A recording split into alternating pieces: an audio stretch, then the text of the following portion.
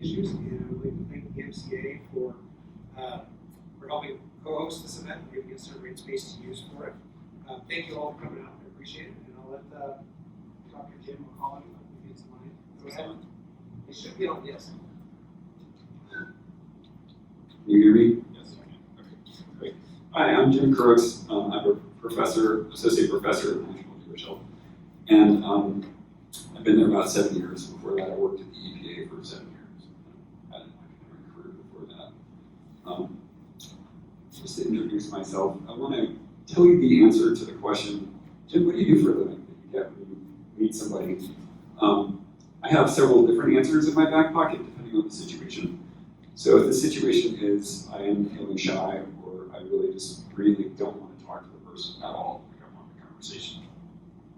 If I say this, I study how climate change kills people, which is true, and definitely a conversation ender. But usually I don't want to do that so much. I want to engage people a little bit. I give a little bit of a longer answer, which is I'm a scientist and I do research on how air pollution and extreme weather affect our health, which sounds a little bit less than the first one. If I'm in an elevator and I actually get a chance to expand upon that, I give what I think of as the more real answer, which is this. I'm an environmental data scientist and a epidemiologist. I do research on how air pollution and extreme weather, usually related to climate change, increase risks of disease and premature death. I also work with state and local officials involved in climate and air quality policymaking, as well as local community and advocacy groups. And so I have many different aspects of my career. It kind of takes over my life to some extent, but the reason I do this and the reason I think it's important is because of these folks. This is my family, my wife and 2 sons. My sons are 17 and 14, and they are growing up in a place that is relatively polluted compared to most other cities in the country. And when I look ahead to their future, the possible outcomes of the 21st century, some of them are really bad. And I want to make sure that I'm doing whatever I can to make sure that those bad scenarios do not become their reality. Right? So fundamentally, to me, this is really about protecting the future for them. And by extension, sort of everybody else's kids and grandkids. So today's talk is going to have a few parts. First, I'm going to talk about a couple of the most important pollutants here in the US and in Colorado. So particulate pollution, ozone, and wildfire smoke. And then we're going to zoom back out a little bit and talk specifically about climate change and how it's related to these pollutants. Okay? So to start with, I'm going to talk about what's called particulate matter. Particulate matter just means any solid or liquid phase particle floating in the air. It can be big enough to see, or it can be really, really tiny. But we just use this term particulate matter just to mean any solid or liquid phase thing floating. Now, there are a lot of different places that particulate matter can come from. It can come from burning things like coal and oil or combustion in an engine. They come from abrasion, like vehicle brake and tire wear when you're driving. It can come from sand and dust storms. It can come from sea salt. Those are the processes that directly emit particles into the air. But there are other ways that particles get into the air. From other gases condensing into particles. So if you have a process that emits gas pollution, some of that gas pollution may end up condensing into particles. So when people talk about how natural gas is clean burning, what they mean is it doesn't have particulate emissions directly, but it's emitting the gases that then condense into particles later on downwind. So it's important to keep that in mind. All right, so secondary sources include ammonia from fertilizer fumes, nitrogen oxides from vehicle and power plant emissions, and also from oil and gas flaring. Right. All of those can cause condensation of particles further, at a later time point. Now, when we talk about particle health impacts, we normally are talking about specific size categories. And as we'll see, the sizes of the particles makes a big difference to your body. So the terms that we use reflect size. So we normally talk about particulate matter with a number after it, and that number reflects a certain sort of maximum size. So particulate matter, PM10, means particles up to 10 microns across. That is, you can fit 5 of them across human hair, unless your being is like your hair. PM 2.5 means particles less than 2.5 microns across. And this is usually, when people are talking about fine particles or particle pollution, this is normally what they're talking about. This is the most studied size of it. Then there are others like the size in between them, so between 2.5 and 10 microns, called coarse particles. And then ultrafines, which are these tiny little particles that are so small, they can pretty much do whatever they want with your body. That's what's neat. And some of these are really tiny. Like the coarse ones, which are the biggest, you can sort of see a mote in a sunbeam. But the ones that are smaller than that, you generally can't see with the naked eye. But they are important for your health. And the size bins are set based on sort of how far these particles can get into your body and what damage they can do when you get there. So the bigger particles, they tend to get stuck in your sinuses, your throat, kind of the upper part of your lung. You can normally sneeze them out or cough them out, sometimes swallow them. So if you have an underlying respiratory disease, they can be a problem. But for most people, it's pretty temporary what impacts they have. Now, the smaller particles, though, they can get all the way down into anywhere in your lung, including where the gas exchange happens. And there you can't really cough them out or sneeze them out. It's much harder. So what has to happen is your body's immune reaction kicks in and tries to break them down. And that's a good thing because it gets rid of this invader. But it turns out it's actually kind of a bad thing too, because the more you're exposed to this pollution, the more your immune system is kind of overstimulated. You have systemic inflammation that then spreads throughout your body and it can cause other problems. So your immune system is designed to take care of an immediate threat, but there is sometimes a long-term cost to that. Now, the tiniest particles, these ultrafines, are so small that they can even get through the gas exchange sacs in your lungs into the bloodstream and go anywhere in your body they want. They can even travel up the nerves. We find them in the brains of human cadavers. We find them in kidneys, donated kidneys. We find them in placentas. They can get anywhere. People can even be exposed to particulate pollution before they're even born. It seems to be likely that that happens. So this stuff is probably a lot worse for you than most people realize. And you know, if we sort of think about the history of epidemiology around particle pollution, you know, it starts with the bigger particles and then sort of gets to the smaller ones.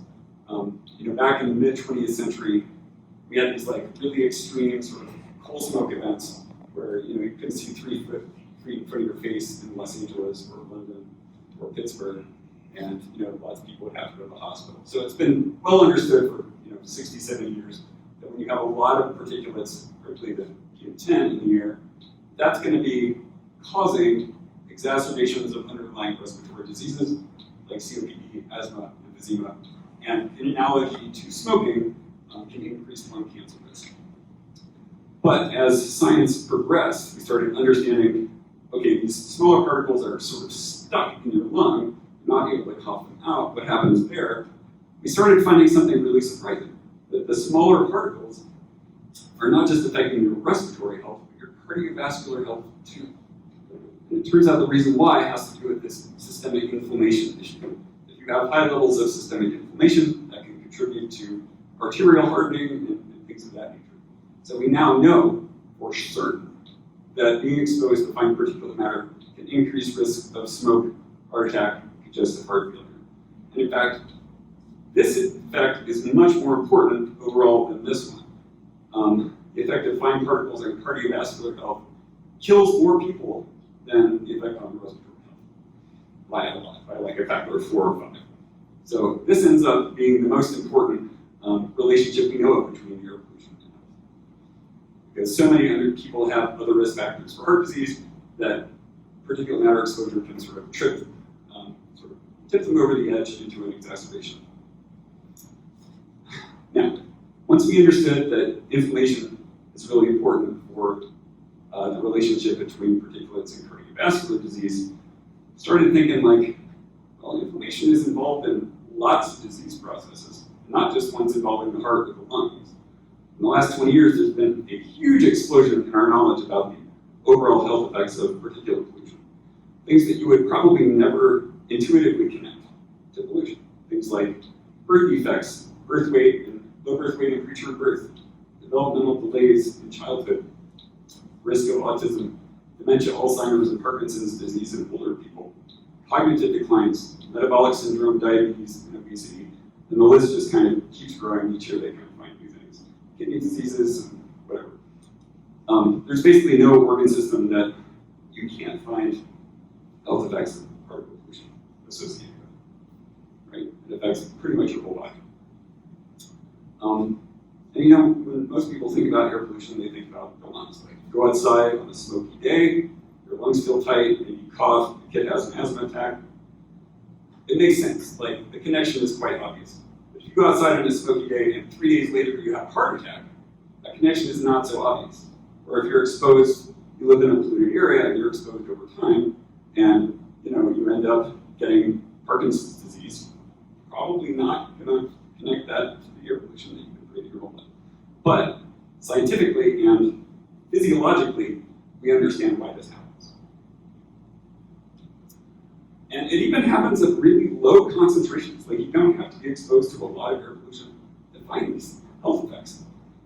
This is kind of a hard study to read, but the real point here is that even if you look at levels of particulates lower than the EPA's level that it considers safe, you can still find that there are health effects. You can still find effects of particulate pollution on mortality in the Medicare cohort.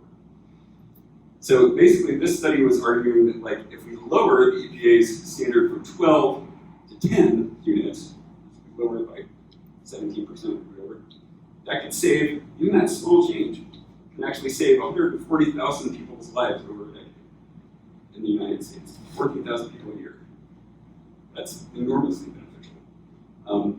You know, air quality improvements are probably the #2 public health intervention that we have, second only to childhood vaccines. The impact is so big. And of course, exposure to air pollution is not evenly distributed. As you might guess, it tends to recapitulate other inequities in our country.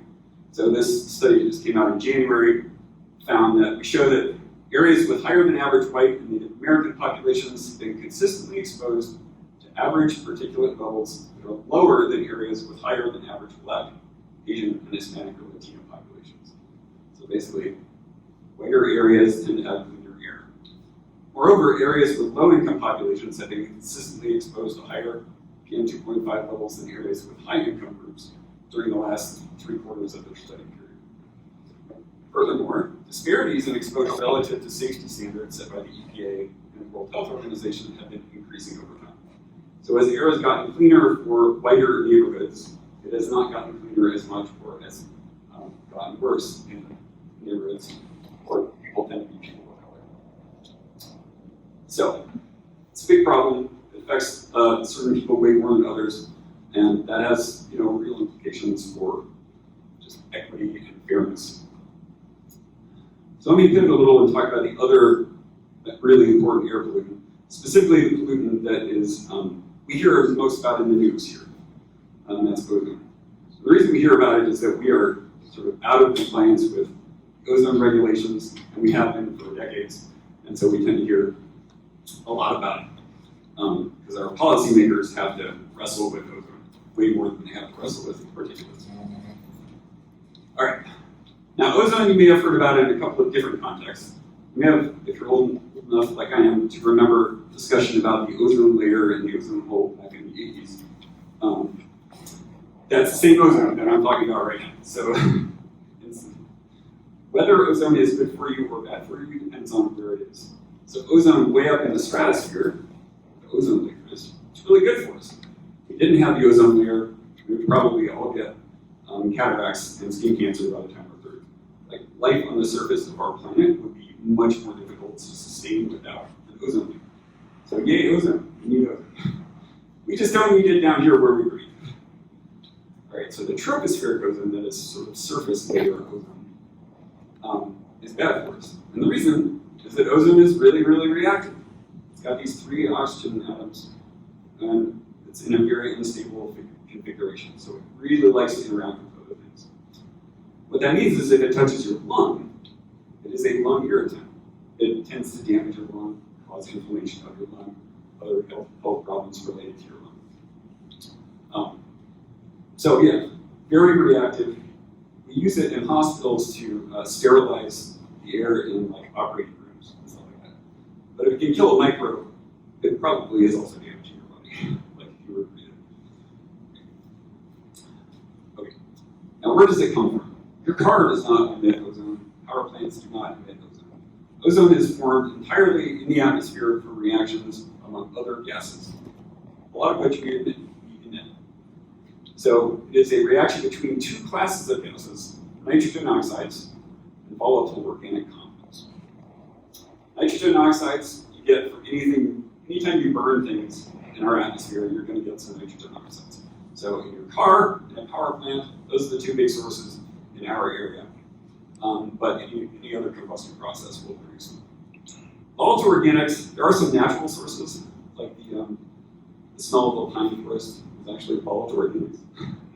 But in here on the Front Range, the main sources are usually related to oil and gas development. So like methane, ethane, all the names tend to be volatile organics. So when those gases are mixing in the atmosphere, in the presence of heat and sunlight, they can react together to form ozone. And that heat and sunlight is really critical. Without heat and sunlight, the reaction doesn't go. So that means that ozone tends to be highest on hot summer days like today. We're currently at moderate ozone, or maybe elevated ozone. Each day is a little different, but we tend to have a really high natural background here in Denver because it's really sunny, we get really hot summers, and we have the mountains that tend to trap these other gases, so they have more time to mix together and react. All right, so in addition to our high natural background, we're also then adding a bunch of other ozone from the fact that we are burning fossil fuels to emit NOx and then developing fossil fuels to emit VOCs. Now, just like with particulates, we've sort of learned over time more and more about the health effects of ozone. So back in the late 20th century, we sort of knew that ozone as a component of smog was affecting respiratory disease, asthma exacerbations and exacerbations of emphysema and COPD. But just like with particulates, we've also been learning that a lot of the health impact is actually because of the inflammation that then spreads and sort of affects other systems in your body. So we now are pretty sure that ozone is impacting cardiovascular disease, the risk of heart attacks and strokes, as well as metabolic changes like presage diabetes, Alzheimer's, type 2 diabetes. This list is shorter than for particulates because it's just not studied as much as particulates. And also particulates are probably worse for you. But it's still a pretty long list that keeps growing every year. And of course, we've had really bad ozone for as long as there's been industry in the state. We are chronically kind of in the 10 worst cities for ozone. Other parts of the Front Range are sort of in the top 20, like Fort Collins, 20th. And if you look at sort of the ozone monitoring that we do, so each of these colored lines here is a different monitor. We look at the annual concentrations at those monitors. There's been no improvement in 20 years. Like, literally the trend could not be flatter. I mean, look at this. That's the trend. It's flat. It's completely flat. There's been no improvement despite lots of policymakers sort of saying, yes, we're going to address this. It hasn't worked. In part because policymakers don't actually want to do the hard work of addressing it, and partly because climate change is making the job harder. Now, if you look at this dotted line, that's where the EPA thinks it should be. Right? We're almost never above that, or below that line. If you ask scientists where they think that the sort of health threshold should be, they would probably say down here at 60 or lower. So, yeah, we have chronically high ozone. I don't really have great hope that we will really be able to address it in the next several years, but hopefully over the next several decades we can. And in fact, I did a paper last year looking at sort of how much additional ozone we already have because of the climate change we've already experienced since the middle of the last century. And based on that, this is the front range right here, Denver is sort of here, you can see I-70 sort of doing this.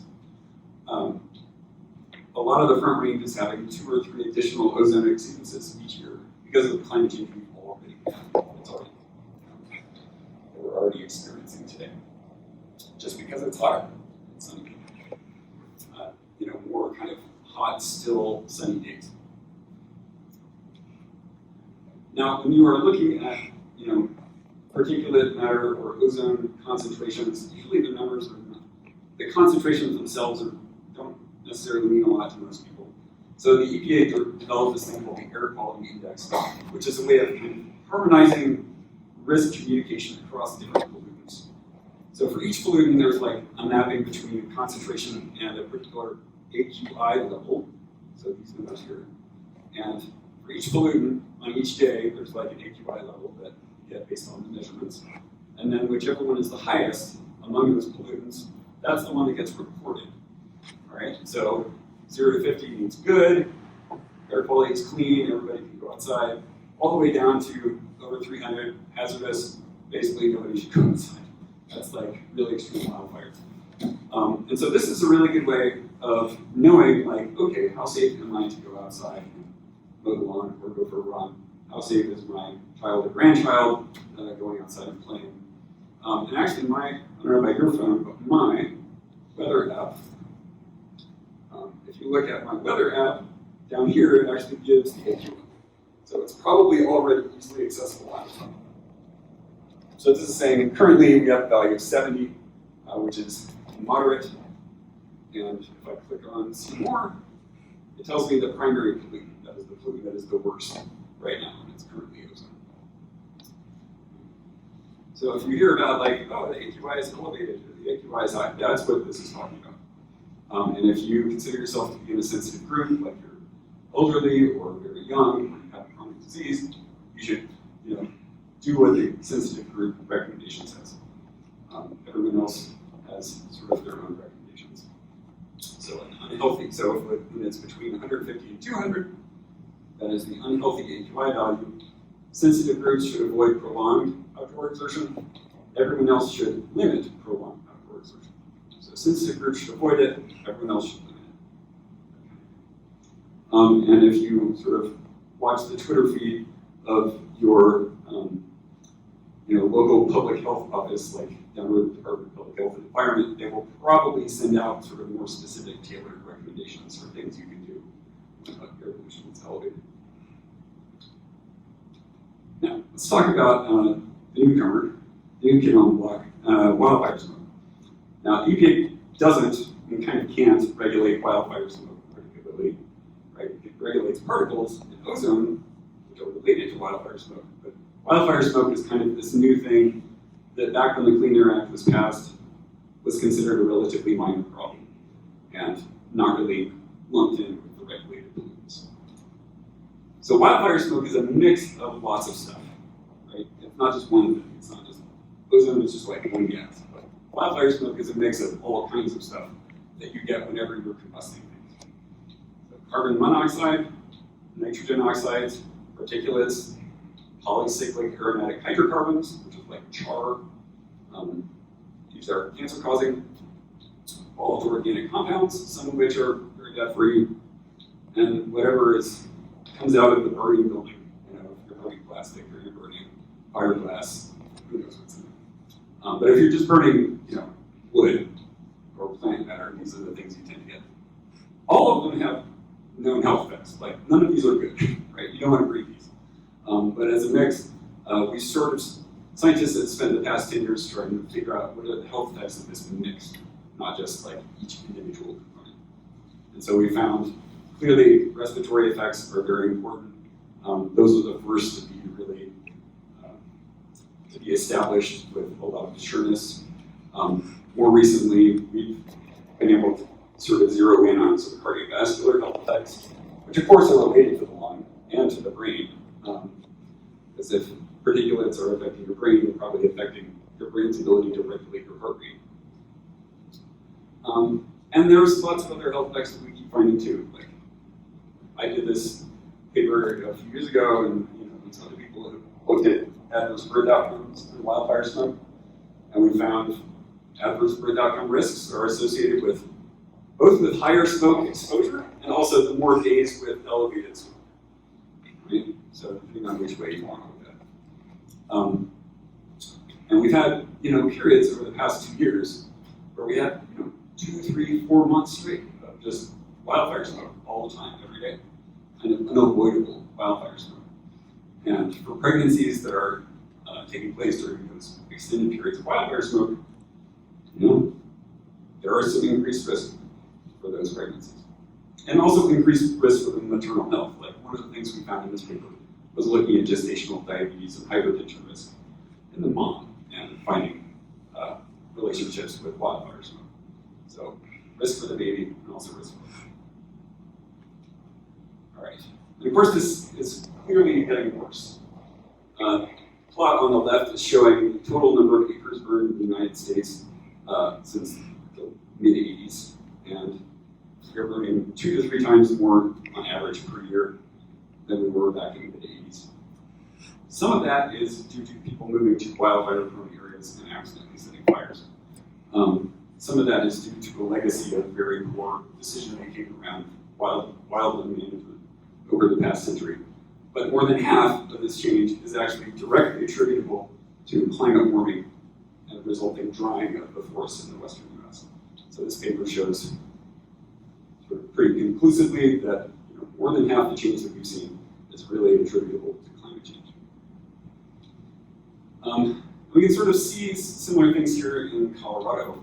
If you just look at the smoke levels in Colorado since the early 2000s, we see that overall particulate levels have actually gone down. That's the yellow. Overall particulate levels have tended to go down. But the smoke component of particulates is actually going up. So we're getting a lot more smoke in the summers than we used to. And this doesn't even include last year, where we also got a lot too. A lot of that smoke's coming from out of state. If California burns, we tend to breathe it. If Idaho burns, we tend to breathe it. But some of that's also locally produced. So, like 2020, you remember, was a really terrible fire year for us, where 3 of the 4 biggest wildfires in state history occurred, all within the same couple of months. We actually burned more acres in that 1 year than in any previous 3 or 4 year period in the past 20 years. It was really awful. This year we've been lucky. Last year we were mostly lucky, except for that neighborhood in Boulder. But that wasn't actually a very big wildfire. It was just very unlucky where it happened. And if we don't do anything to slow climate change, we expect that to get much worse. So this plot is showing the percent increase in number of weeks of the fire season if we don't do anything about climate change by later this century.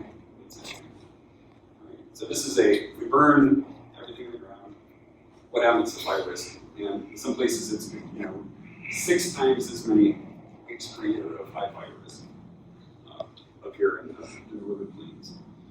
Here, the mountains to our west, we're talking about 3 times as many weeks per year of extreme fire season. Now, this is not a guarantee, right? This is based on a scenario that we're probably not on, thankfully. But the more it heats up, the more it dries out, the more fire risk we get.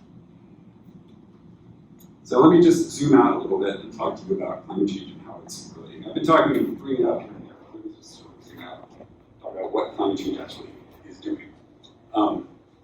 I feel like most people sort of have this rough sense of what it is because it's in the media a lot. But I think it's good to sort of go back to look at the data about what it actually means. All right, so this plot here is this little jagged line is a plot of the global atmospheric CO2 level for the past 800,000 years up to the beginning of the 19th century. This is reconstructed from ice cores. So we have a really accurate view of what global CO2 levels were doing. And in that time, it's been sort of oscillating in this range between like maybe 180 parts per million and maybe 280 or 300 parts per million.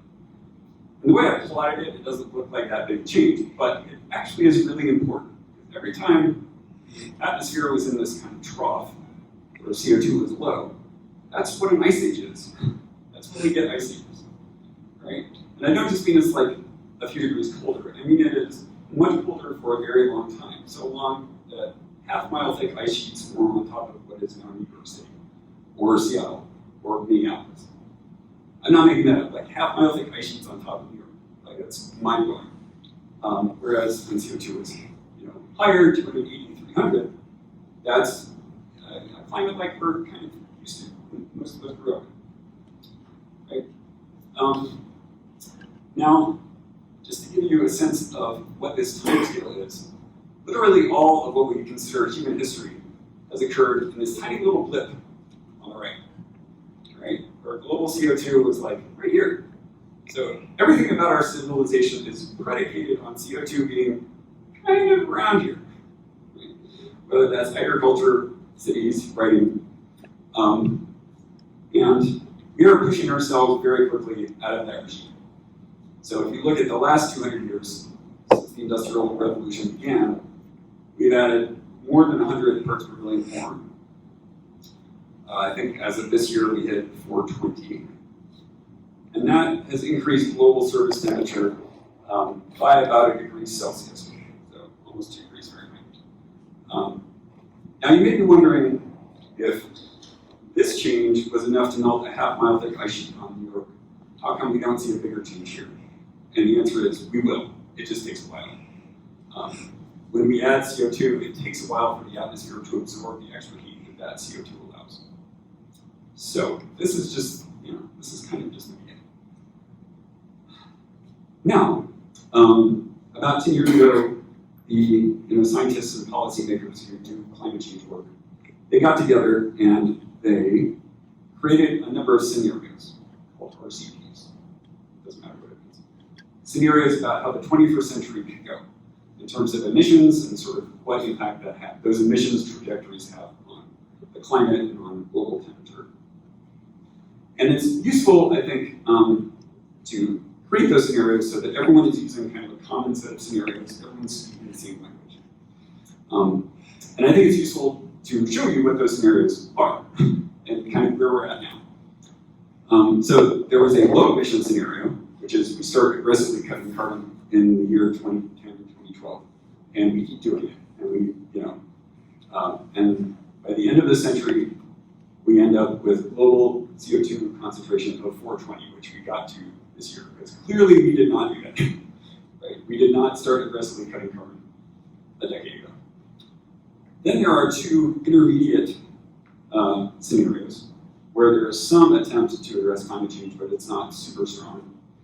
There's one where we end up at the end of the century with CO2 level of 540, another where we end up with 625, and then that burn everything in the ground scenario that other map was based on, where we end up at the end of the century with global CO2 level of 930 parts per million. It is very hard to see how you sustain global society in that kind of world. I mean, with not only is it hotter, but hotter air tends to produce more extreme weather events, which can destroy crops and things like that. If people can't eat, that's how societies break. Fortunately, we're not aiming at that right now. We have done enough in the past decade to essentially prevent that from happening. So these are the sort of emissions trajectories for these different scenarios. As of 2014, we were still kind of on the high emissions scenario trajectory, but by 2018, we had fallen off. So even without the bill that's currently in the House right now, we probably would be here. This is still not a good outcome. We still want to do much better, and we still can do much better. This is still potentially very devastating to many, many, many people. But everything we do to cut carbon emissions helps bring this down to something hopefully more manageable. Now, it's good to sort of keep in mind what those emission trajectories mean for global surface temperature. So these are the same four scenarios: low, medium, high. And so you can see, like, by the end of the century, if we were on that high emission scenario, we'd be expecting about a 4 degrees Celsius increase in global temperature. And the medium emission scenarios is probably more like 2, which is still, again, not good, but much better than 4. It's important to know, though, that when we talk about 2 or 4, that may not sound like a lot to us in our day-to-day lives. But not everywhere on the Earth warms at the same rate. So we here in Colorado, the poles warm much faster than the equator, something like 7 times faster, right? So we are in Colorado at about 40 degrees latitude. So we're sort of split the difference for us. We're probably on average there. But the oceans are an incredibly good heat buffer. And so areas around the ocean and coastal areas warm much slower than inland areas. We are very far from an ocean here. So we can expect warming 2 or 3 times faster than global average here. Which is why we really, really, really need to bend these curves down. Right? All right, so how is that related to air pollution? Well, a lot of air pollution is produced as you're burning fossil fuels. So this paper looked at what happens to air pollution if we stop.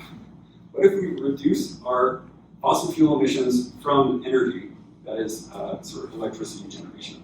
What if we just stopped emitting fossil fuels from that? What would happen to air quality, and then how many people's lives would that save?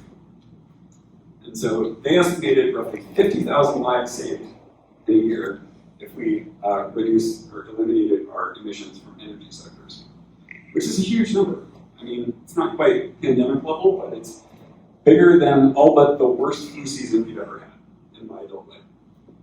Right? So this is a huge number, and that's every year. You know, most flu seasons are a lot lower. Right? The elimination of emission sources, because of these 50,000 averted deaths, would provide over $600 billion a year in health benefits from avoiding death and illness each year. So there's actually a huge benefit to reducing carbon emissions, not just for future generations, but for us now. It's not just about helping people 50 or 100 years from now. It's actually about helping us now, improving our lives and our health. Right? And it turns out that much of the benefit from removing emissions actually remains in the region. So if Ohio removes its emissions, it's not New York that's benefiting necessarily, it's also Ohio. Right? Now, the government already sort of has a tool to address climate change, but it's not a good tool.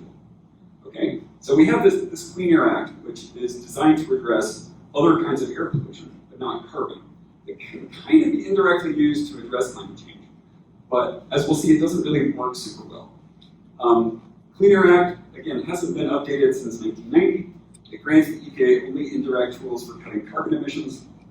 Of the 6 congressionally mandated pollutants that the EPA has to regulate, only ozone is like a weak greenhouse gas, and certain kinds of PM, depending on the source of the PM, some of them have a cooling effect and some of them have a warming effect. None of them tend to build up in the atmosphere over time. They all sort of precipitate out pretty fast. Right? So, you know, regulating these pollutants directly doesn't really help a lot with climate change.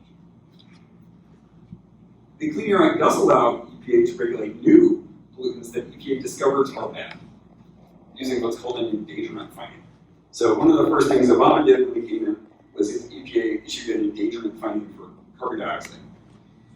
Problem is, that's a very weak legal basis for regulating anything, and courts tend to be pretty skeptical of it. And the next administration, if it doesn't want to, can kind of ignore the endangerment finding, which is what Trump's administration did. Now, as I alluded to, every change in air quality regulations, particularly important ones like particulates and ozone, eventually gets litigated in federal court. So even if you try to issue a rule on carbon dioxide, it's going to end up in court for a long time. Right? Even if it's found constitutional, there's a half-decade-long process of trying to deal with all the lawsuits. And then finally, of course, this year the Supreme Court. Limited EPA's authority to regulate greenhouse gas emissions from specifically power plants in one of its delightful June decisions, West Virginia versus EPA. That's not the end of the story for EPA regulating greenhouse gases. There are some other ways to do it, but again, these are just kind of neat tools, and what we need are quick fixes. Now, this Inflation Reduction Act that was just passed by the Senate last week and is now going to come up for a vote in the House, I think, on Friday. This is actually a really big deal. So it's both a big deal for climate and, by accident, also a really big deal for air quality. It's certainly not designed to do that, but it will have that impact. So, for example, for people who build wind farms or build solar farms, there's a tax credit that they've been sort of getting on and off over the past couple of decades that they will now have extended for 10 years, which helps displace fossil fuel generated electricity, good for air quality. There are tax incentives and rebates for low and middle income households to switch from gas to electric appliances, which improves both outdoor and indoor air quality for people.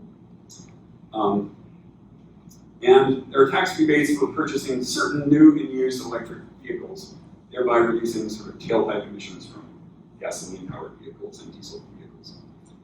Things like particulates and the precursor gases that produce ozone and carbon monoxide.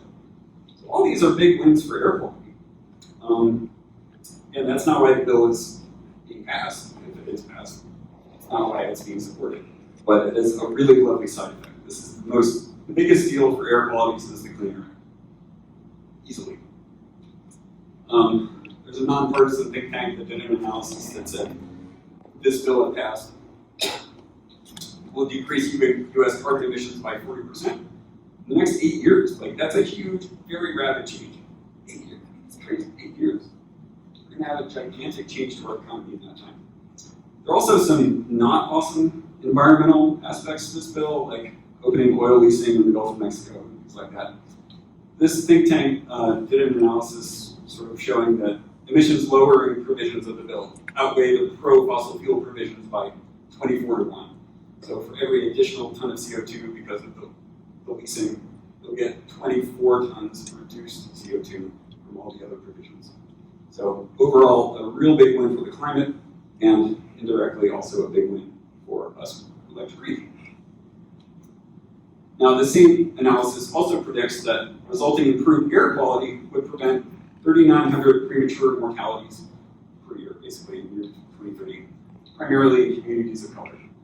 Based on the other analysis that I just showed you, I think that's probably a significant underestimate.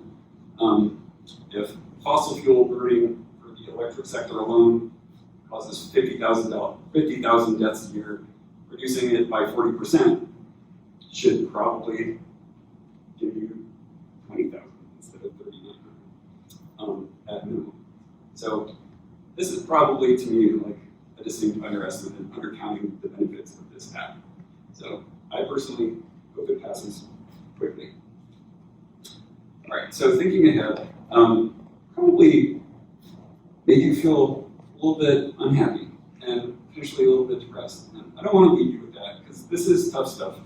I live in it. Like, I think about stuff all day, and it's hard, but it's my job, so I sort of have to do it. You don't. You're volunteers. You probably didn't know you were getting into this when you came here. So I do want to leave you with some more proactive thoughts, all right? Because there is a lot that you and we can do. Now, there is the kind of policy side, and then there is the personal side. You will sometimes see arguments among environmentalists that individual action doesn't matter, it's all on the policy side. I don't think that's true. I think everything helps. So I'm going to show you both. Thoughts that I have. I'm not going to wag my finger and say you have to do this or you're a bad person. You know, everybody has their own preferences and constraints on their lives. So please don't take this as a prescription. This is a menu of options. So, push federal, state, and local policymakers to keep up pressure on emissions reductions. Now, that act I was just talking about that's going to be up for vote in the House on Friday does a lot. It does not do enough. It's an amazing piece of legislation. I'm super stoked about it. But we need to do more, and local and state government needs to step up. I have not heard a lot from the governor's race about climate change. Honestly, we have said something and I just didn't see it. But I would really love it if our elected officials would be talking more about this and talking about what we're going to do more than what we were doing. Vote for candidates who prioritize these issues. Sorry, I put these out of order. So specific things we can do, kind of local, state, and federal levels in terms of advocacy. Push state government to adopt California's advanced clean trucks rule. They are debating whether to do that right now. And I think the governor would like to do this, but it also depends on getting a certain amount of public support, a certain amount of public enthusiasm. This would require our heavy-duty trucks, some percentage of them, to be electrified by the end of this decade. That'd be huge, because diesel trucks are a huge contributor both to climate change and also to our air quality problems. They produce way more air pollution than those cars. Right? So adopting this would be awesome. The state government is also currently writing something called a state implementation plan for ozone. That is saying, okay, we're out of compliance with the ozone rules. What's our plan to get into compliance? And the current plan that they have is not a plan. It's saying, well, I don't know, it's hard. And like, yeah, it's hard. That's why you are elected to do the job. It's hard. So pushing the state to actually write a SIP that is good, and if they don't, then asking the EPA to reject it. That is another thing that you can do. We can also keep pushing our city government for better bike infrastructure. That's just one of many. Our city government is doing amazing stuff.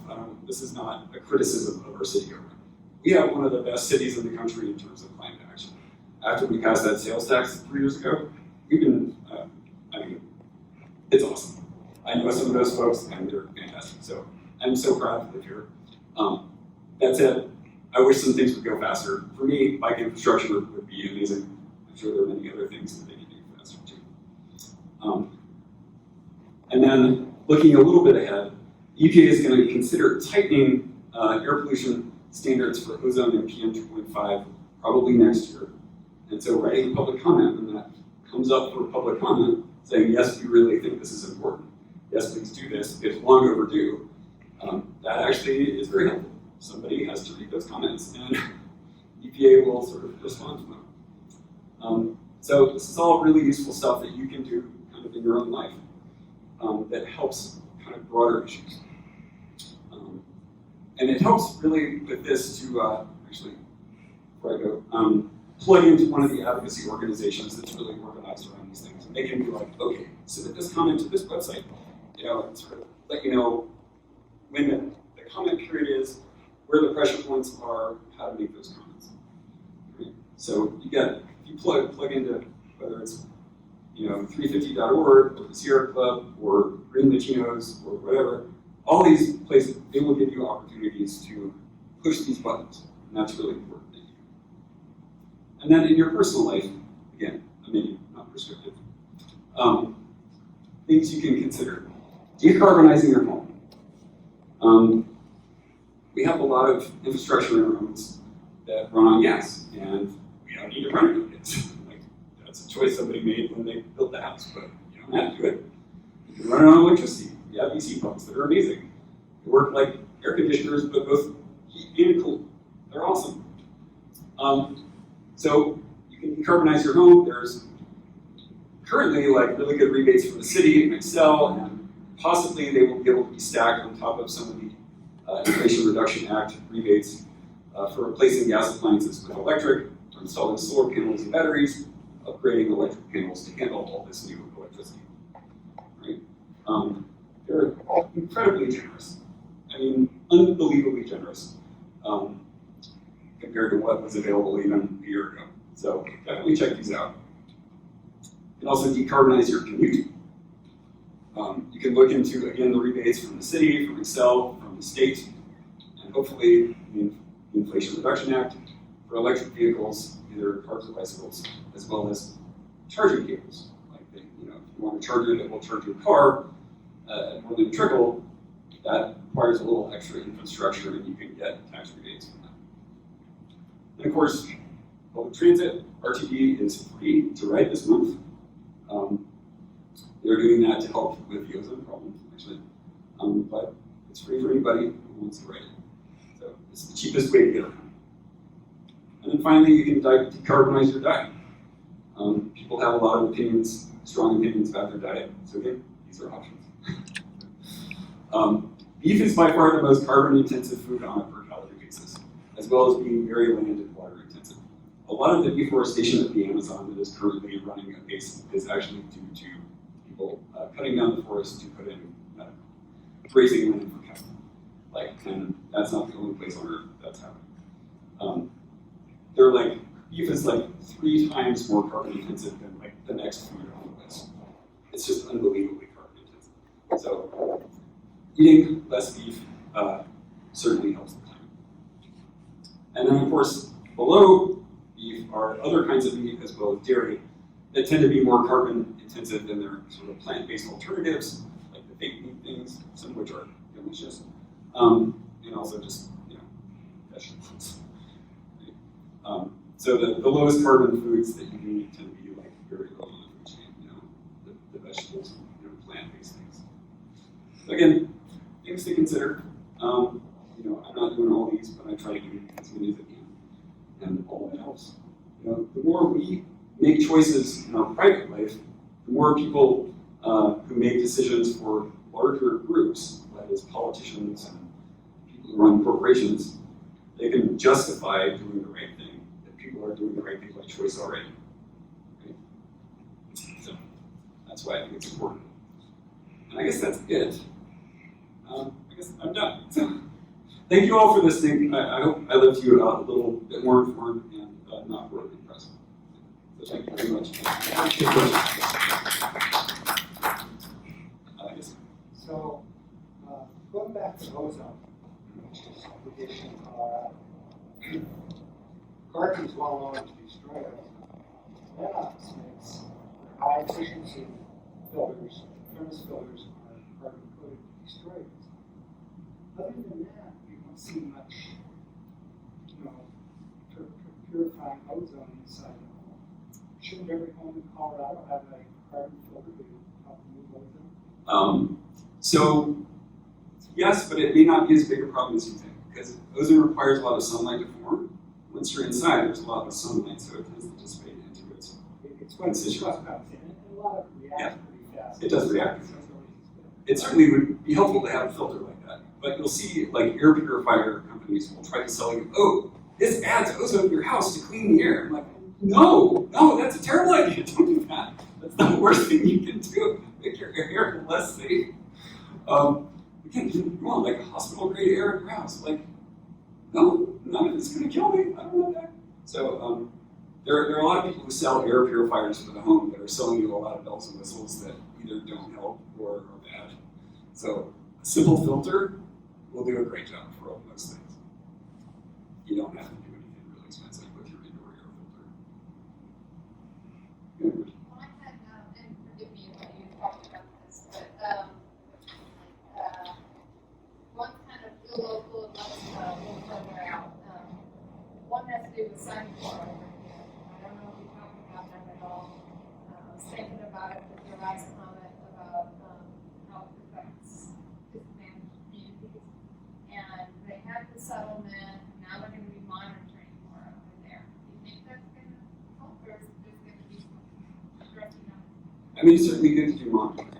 It doesn't actually solve the problem, but at least it's easier to apply political pressure when there is objective data underlying the pressure. And you can point to we have consistently elevated levels of hydrogen cyanide in our neighborhood. Clearly, the only source is somewhere they need to do more. Well, that community is really mad. Yeah. The other was regionally, the map was generated, but we haven't I mean, are you seeing here in the region? You know, the one that's next to Singapore? No, it's next to the now. Oh, that, okay, yeah. Sorry, there are actually a number of different power plants that are called that. Probably. So there's a specific kind of particulate that tends to come when you are burning coal. Those are sulfur oxide particles. And I mean, they can't not have gone down when they turn that plant off. I haven't seen specific data. Yeah, I would be stunned if it didn't improve air quality. But they actually replaced that. I think they put in a bunch of solar farms and doing that, sort of piggyback on the transmission infrastructure around the plant, even after they commissioned it. So. I think the non-motivation is pretty committed. Yeah. It was a tough transition because that was a lot of jobs for nation members, and but I think they found a deal where the members of the tribe would sort of get jobs in the new nations as well. It's probably about as good a transition as you can get. Can you speak to the improvements that we saw during the pandemic when travel essentially stopped? Yeah. And then how we can kind of piggyback on that kind of accidental or surprise finding? Because the legislation forces change, but like what can we learn from the pandemic and how can we piggyback on those benefits that we saw from travel and just like essentially stopping? Yeah, that's a great question. And our nitrogen oxides, which are one of the things that makes ozone, and are also bad in and of themselves, they dropped by almost half during that couple of months right after the shutdown. And that's telling us this is not a fact of the world. This is a choice. We are choosing to have this air pollution because we are allowing these kinds of emitting. We are allowing vehicles to emit. We are allowing power plants to emit. We don't have to make that choice. We can make a different choice. And from a policy perspective, I think that's very illuminating, and I wish we could talk about it more.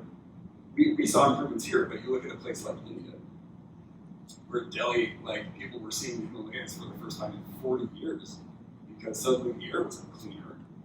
And, it's a thing that they had just started taking for granted. This is just how it is. And it's not just how it is. It's a political choice. We don't have to make that choice. I noticed that wasn't there I'm not really up on the news, I work for a student, but wasn't there a big climate package that just passed that's supposed to transform the automotive industry and things like that? I mean, I feel like we're moving in the right direction. Yeah. So that was the Inflation Reduction Act. That's the same thing. Okay, I was okay, and so that's the new climate package act. So that is a pared down version of a set of legislation that was discussed in the spring called the Build Back Better Act that Joe mentioned. He said he would vote for it, so died. But our former governor and current Senator John Hickenlooper kept talking to him for a month. It was hey, what would you be willing to accept? And we finally, between him and Chuck Schumer and Manchin, they sort of cut this deal that actually does a ton for the climate. It doesn't have a lot of other nice pieces that the Build Back Better Act would have had, but this is definitely the best legislation to address climate change that we have ever had, by far.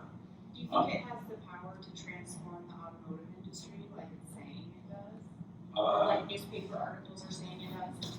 Yeah, so it doesn't compel automakers to build electric cars, but what it does is it gives such big incentives to customers to buy them that Detroit would be crazy to ignore electric vehicles. Yeah, I was thinking about getting a lead. I'm not sure yet, but yeah. So the tax incentives for buying an electric vehicle, some of them already exist and they're being changed up a lot, so it would be worth sort of doing the research about whether it's better to wait or whether to buy them. Because it may get better, after the legislation passes and signed, or maybe actually be better now. Sorry. I think if you don't mind, I could just add to it, because I was reading this. So much to that, this inflation pressure, and it's specifically about, what does it mean with EV vehicles and incentives? Well, the act changes the whole $7,500 tax credit. Starting next year, it's not going to be the same credit at all. What's the biggest difference is it's got to be vehicles that are built in America, starting, and also the batteries that power the vehicles have to be built in America. When I mean America, it includes Mexico and Canada. but also the minerals that create the battery that, you know, the batteries are used from rare earth minerals also have to be either mined from America or world trade-friendly countries. So it's those three components that will combine give you that $7,500 credit. And oh, by the way, there's income limits too. So it used to be there was no income limits, now there is. How much you make determines if the credit will be applied. Well, I think like the leap is like, it's pretty competitive. But it does include used vehicles too, which is Yeah. interesting. UCVs, I mean, it's, I think half or something like It's that. 4,000. So if you're considering EV and you don't already have one, I have two. My wife and I both have one. And I was doing calculations back before gas spiked to $5. It was still like $3.85, and I was like, how much? You know, if I charge and it sells a nighttime rates for electricity, how much am I saving compared to like driving a similar car for the same distance but paying $3.85 a gallon? And it was saving me $1,000 a year to have the electric car. And if I charge from solar panels rather than nighttime for myself, it's $1,300 a year. So even if the electric car didn't have this tax credit, it's still probably, as long as you own the car for more than a couple of years, it'd probably still be more than in black. So, as a longtime beat believer, I would say go ahead and do it. It works out really well. It works out especially well when you have so many prices. I almost enjoy seeing that. My question is actually about the state improvement plan, which is essentially like what should we be encouraging to have in it? Is because part of my question is somebody who has an electric vehicle is like, is the state they seem to be phasing out their tax credits as opposed to increasing them because they used to be $5,000 now it's dropped to $2,500 going down to $2,000. So is that part of what should be in there, or what else should be in the state? Okay, so that basically the problem with the state implementation plan is the implementation plan is supposed to be the state's plan to lower ozone, that is lower emissions of the precursor gases, the NOx and the VOCs. And they're basically like, it's too hard. So what needs to happen is be like, no, you have to require that like oil and gas operators put more control equipment on their wells so that there's less emissions from those wells. You have to put the additives in the gasoline so there's lower emitting gasoline, that kind of thing. So there are things they absolutely could do and just don't want to do. So the reformulated gasoline is one, and then mechanical controls on the gas emissions. So that's they just kind of don't want to do that because there's, people will be mad. So accelerating our transition. Big fix for that. It would help, yeah. I mean, that could feed in. You'd be like, if you wanted to be like, actually increase the tax incentive for EVs back to where it was a few years ago, that could be part of the set. And as far as I know, it's not. Oh, I just thought, I guess like I thought, I mean, can beef just be taxed higher? I mean, like, is that detrimental to people's health and the environment? Like, can't we just tax it? I mean, I haven't eaten meat in 20 years, so I'm happy to do that. I have no problem. Yeah. But, it's going to piss off a lot of And so I'm kind of naive in all this, like, are legislators worried that if they do drive this tax or whatever, that they'll get voted out because it's unpopular? Yeah, so that's why this Inflation Reduction Act is all carrots and no sticks. Well, one important stick, but not a stick most people have. So it's all about catch and things. Give people an incentive to do the right thing. The only stick in the bill around climate is that it puts a fee on methane emissions for oil and gas operators who would potentially let that methane escape. Methane is actually a really strong greenhouse gas, much stronger than CO2. So limiting our short-term methane emissions is actually a really good thing. But that doesn't affect that many people. And a lot of oil and gas operators already capture that methane anyway, so it doesn't actually anger that many folks. But if you start, increasing taxes on things that we, are carbon intensive, like So politicians have sort of tried things like that in the past, here and in other countries, and it generally goes very quickly for them. So they're not enthusiastic about it. Do you know if the bill has any money for building infrastructure for charging? Yes. So it has money for you installing a charger in your house. I don't know about public charging. That may have actually the infrastructure bill that passed about a year ago had a bunch of money for that. Is that federal? Yeah. Yeah. So Because there's that's what I personally see as an EV owner is that you've got kind of two, you've got the, with my Leaf, it's a fantastic commuting car. Because you charge at home, you go to work, you charge at home. And so you're just going right now, you don't need a long battery. But if you're going between cities, you need a charging network. And if you're in one brand, it's a great charging network, and all the other ones, the Electrify America and all those, they're frequently broken. There are not enough of them, and you can't get out of the city in a reliable way. Right. Yeah.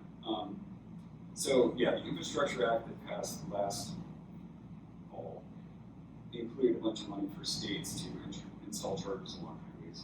And actually, the Dieselgate settlement with Volkswagen many years ago had money to install public charging too, but I think it's still being spent.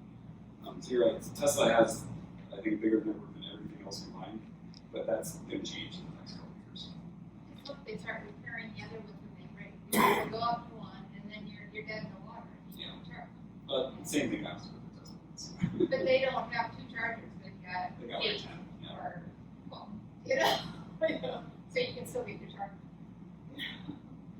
And if you have a Tesla, you can actually charge on the other networks, but as of yet, you can't go the other way, but I think that will also change. One probably quite simple one. Simple one is if your commuting's well online, and it's obviously high air quality problems. I usually wear like a Cambridge mask, like that one. Do you know? I'm just like I'm curious to know your thoughts on like the best way to protect yourself. Obviously, hiking is one of the best options, but if you are in like a very competitive area, what's a good way to protect yourself from everything around you? That is Or can you? That's such a great question. I actually get asked a variant of that question literally every time I present, which is like twice a month. And it's about like if I exert outside for exercise or whatever, and it's polluted, like when should I stop? Exactly. When should I go back inside? And unfortunately, the answer is I don't know, and I don't think anyone really knows yet. There hasn't been a ton of research on sort of where that trade-off between exercise and pollution exposure is. To me, it's not necessarily exercise. That's literally how I get. That's like. Right, right. So for me, it's like not necessarily an option. It's like literally how I get. Yeah, do it. Yeah, I mean, sometimes if it's exceedingly bad, I will take a bath. Yeah. But then, it's free this month, and it's not always free. For a lot of people, that is their only option. So, I mean, does a good mask cut down on that? That's been my thought process thus far. Okay, so I don't know about the ozone, but ozone reacts so much with everything that maybe it's reacting with the surface of the mask, and it's helpful. For particulates, the best fitting mask is the least comfortable mask, right? Yeah. The one that is like really tight seal around the mouth and nose and chin. Those can reduce your exposure. I've seen estimates of like 40%. And they tend to filter out the big stuff, preferentially to the small stuff. And we actually care more about the small stuff. So does it help? Probably some. It's probably better than nothing. It's almost certainly better than nothing. It is not a panacea. It doesn't make it safe. But it can reduce your exposure some. I have a question. Okay. So there's been a lot of foundation support for organizations that can work to lower climate change, as far as the grants and things like that go. Obviously, that has to usually be, if you need to prove that has to be on a larger scale. For small organizations that are looking for a way to be able to say, we've done this, this, and this to be able to actually affect climate change, is there a way to be able to prove that in some kind of way, or is it all just anecdotal information? Well, you can try to green your operations if you have, if it's a nonprofit or something. if you own the building, you can actually get rebates from the city to install solar panels on the roof. Plus the federal tax rebates first. So installing solar on a roof if you own the roof is actually like really cheap for nonprofits in the city of Denver. There are other things you can do about like composting and reducing the trash footprint and things like that, but making sure that you are located in a place that is accessible by bus or bike, also really important. But you can also, if you don't own the building, you can buy into a community solar garden, of which Colorado has some.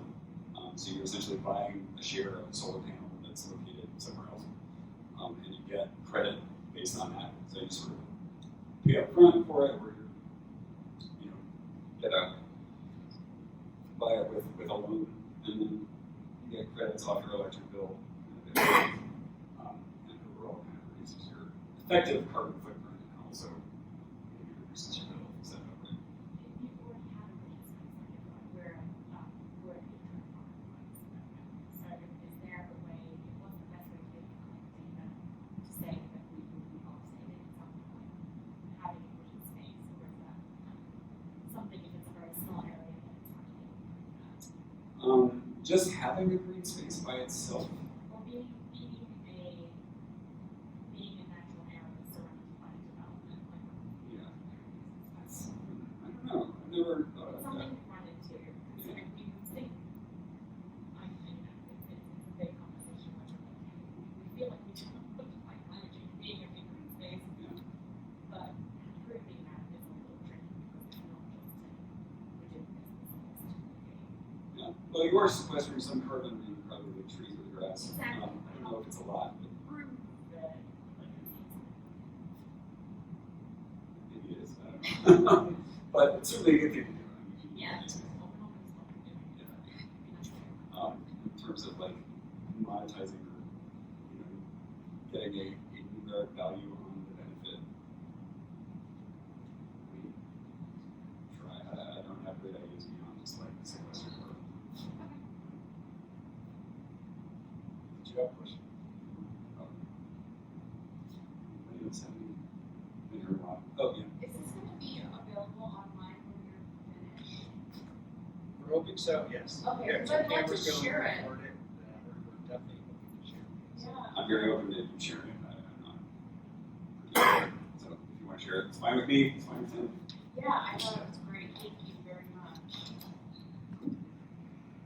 Awesome. Well, thank you all for coming. I really appreciate you listening and asking awesome questions. And if you ever want to ask more, look me up. James Crooks, National Jewish Health. And local resident.